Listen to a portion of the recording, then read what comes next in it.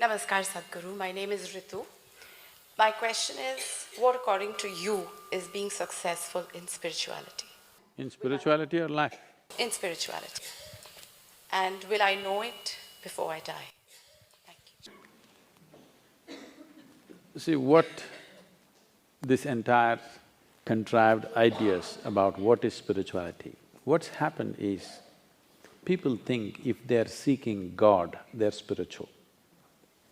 What you need to understand is, you have already made an assumption and then you're trying to concretize your assumption.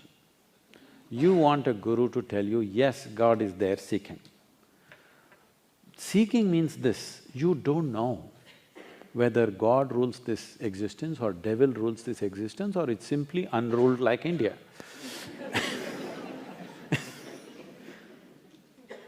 You don't know, that's why you want to seek. Seeking means you do not know and you want to know. If one has to be successful, as I said earlier, the most important thing is your intelligence is not identified with anything. Because the nature of the intellect is this, the moment you take on an identity, your intellect will work hard to protect that identity. You just have to tell yourself 3 times, I'm an Indian. Suddenly everything Indian looks nice, everything across the border doesn't look nice. You just have to tell yourself, I'm this, and immediately it only protects that and nothing else. This is the nature of the intellect. In fact, that is the work of the intellect because intellect is a tool of survival. Intellect is not ultimate intelligence. Unfortunately, because we are too much under European influence and somebody there said, I think so, I exist, we just lost it. In India, in the yogic system, we do not ascribe too much significance to your thought, first of all. So why we do not give significance to thought process is, it can only happen from the limited data that you have gathered.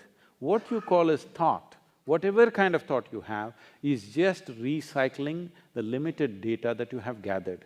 You may think about gods, you may think about pleasure, you may think politics, you may think money. It is only the data that you have you're recycling. You are not…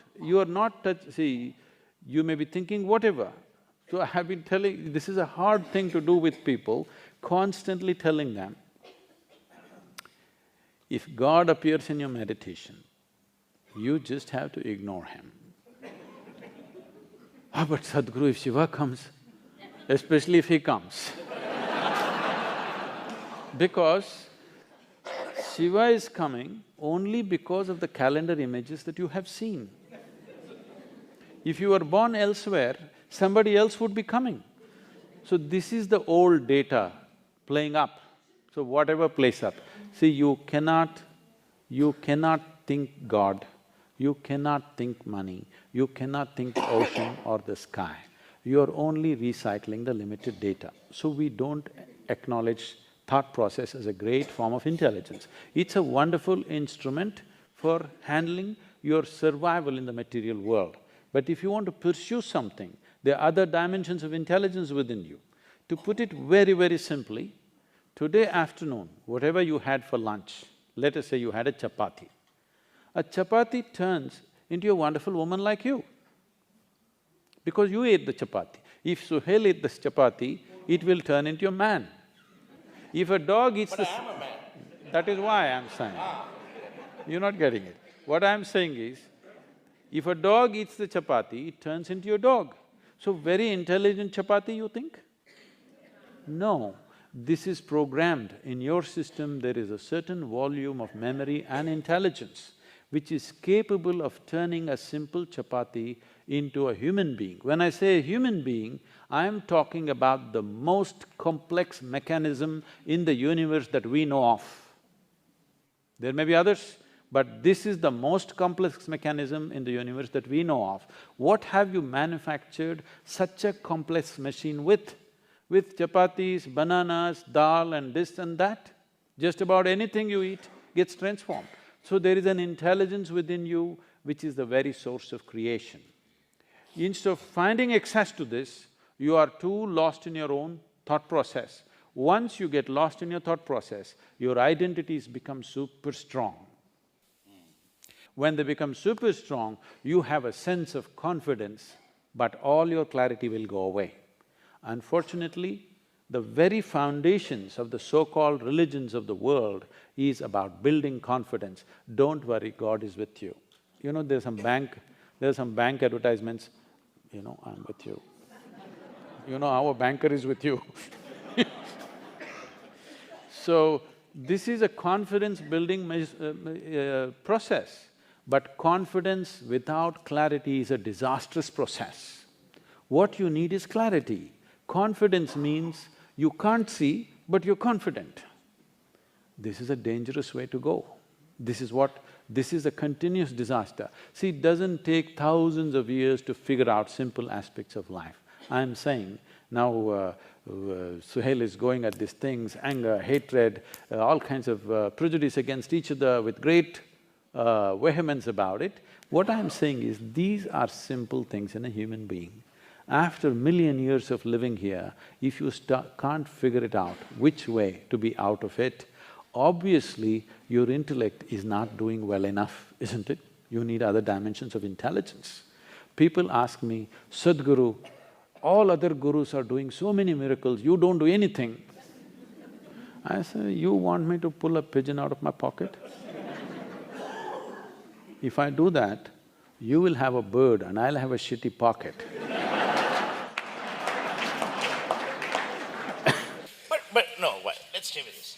But you do acknowledge that there are many such people who are actually defrauding the emotions of a large population by doing this kind of nonsense. See, corruption is not the prerogative of only spiritual people. There are corrupt politicians, there are corrupt lawyers, there are corrupt policemen, there are corrupt doctors, there are corrupt every kind of profession, okay? It has entered every sphere of life. It is just that when a person who claims to be a spiritual guide or a guru turns corrupt, it stands out glaring because today if you go to a police station, you're expecting him to be corrupt, unfortunately. If he's not corrupt, you're surprised. That's when you talk about it. Oh my God, I went to the police station, the guy didn't ask for a buck. He did the job for me, But when you go to your doctor, if he's corrupt, you're a little hurt because you placed your physical self in his hands. But when you go to your guru, you placed your entire life in his hands. If he's corrupt, you're very profoundly hurt, all right? So, the integrity that is necessary to perform different levels of activity is definitely more demanding when more trust is invested in that. But unfortunately, spiritual enterprise has started, okay? It's an enterprise. If you read 2 pages of Gita, you can become a guru in the country. You don't have to read the entire thing. 2 pages and go on repeating the same 2 pages in a language that other people don't understand, you will become a guru. So, about being successful with that spiritual process, this is all you have to do. Tonight when you go home, sit on your bed, look at yourself, what is you, what you gathered, okay? You have a home, you gathered it. You have people, you gathered them. You have clothes, you gathered this. You have a body, you gathered this. The content of your mind, you gathered it. See, before going to bed, close your eyes and see if you can keep all that aside, even intellectually. Just try to keep it aside and go to bed every day. You will see one day you will wake up in a way you have not believed possible, truly awake.